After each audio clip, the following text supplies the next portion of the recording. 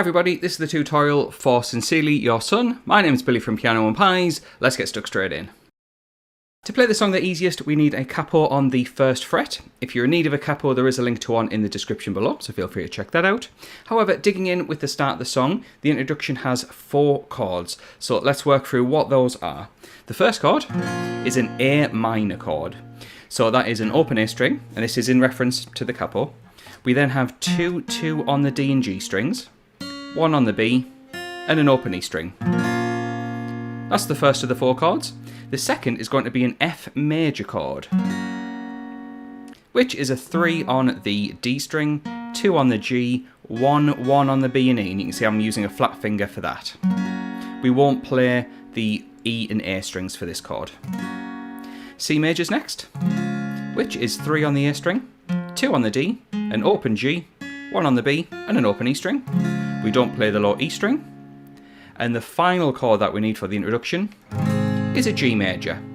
Now, you can use those fingers if you like, however I'll be using those fingers for the sake of this song, and that is 3 on the E string, 2 on the A, 0, 0, 0 on the D, G and B, and then a 3 on the high E string.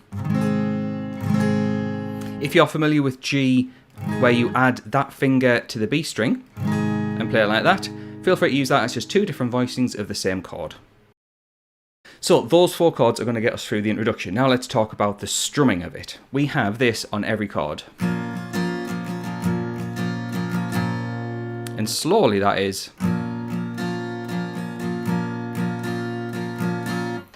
Down, down, up, down, up, down, down, up, down, up.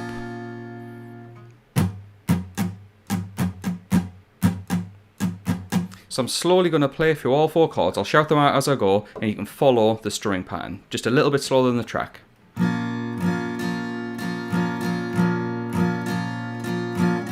F, C,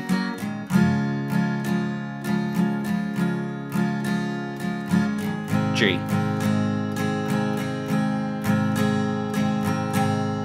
And if you play through that 2 times in a row, you've got yourself the introduction. Now, just looking over to my notes, we have a first verse and a pre-chorus, which is literally the same thing, where you play A minor to F, C to G. And the verse is 2 times round, and the pre-chorus is 2 times round. We then get to the chorus where things are different. We've got a new order of chords, and if you are interested in getting the chord chart for this song, which has the full structure, which I have to one side to help me get through this video, as well as a sheet with the chords and lyrics matched up, let's say you want to sing along or play along and you need to know which chord goes with which lyric, then head on over to Patreon. I've got you covered. For the price of a coffee, you get access to not only this song and close to 600 other songs of all the latest releases, including a bunch of songs from Waylon and his recent album. So let's dig in with that chorus. Now the chorus starts off with an F major chord, so we already know this chord. Then it'll go from C, G. So the first part of that chorus, F, then a quick change from C to G. We then repeat those 3 chords 3 times. So I'm going to demonstrate that so you can see how it all works together. So F, C, G. Second time. Third time. Then on the 4th, stay on F, and then G. So yeah, 3 times round in the first part of the chorus of F to C and G, and then on the 4th time round, F to G. We then have a post-chorus. Post-chorus directly after the chorus, and it's just the F major chord, C and G, and we'll play that a second time.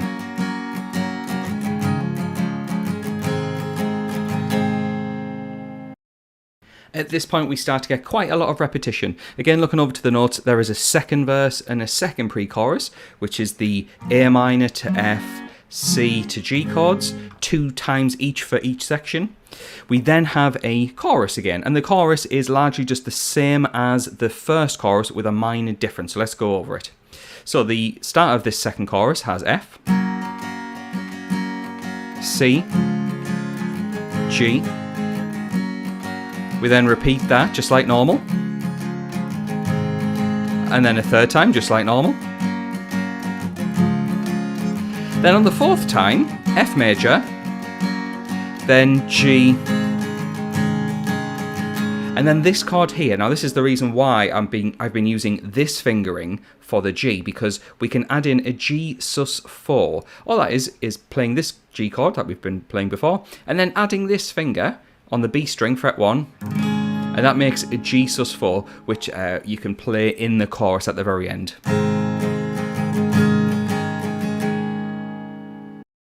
After another post-chorus, which is just the same as what we've already played, there is a bridge. And the only real difference with the bridge is that we sustain the first two lines of the bridge section. So what we'll do is play the chords of the chorus and we'll sustain, and all I mean by sustain is that we play the chord once and we let it ring out for the amount of beats we need.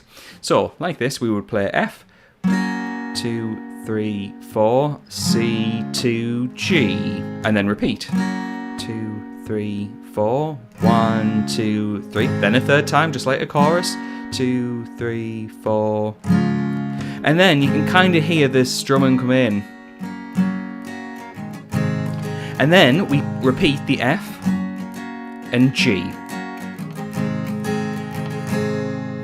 Yeah, so this bridge has a difference in strumming, where we just play the C, F and G a few times where we sustain, and then at the end where we have the F and then G, we then play the F and the G one more time. We then get to an outro, and the outro is just like the post-chorus where we play the F, C and G two more times before finishing on an F chord.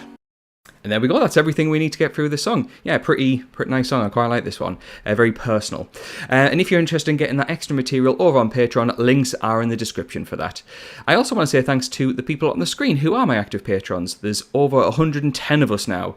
And yeah, so the moment this video goes live, they will get access to that content straight away. So thanks to them for their support. Thanks to you for watching. I'll catch you in the next video.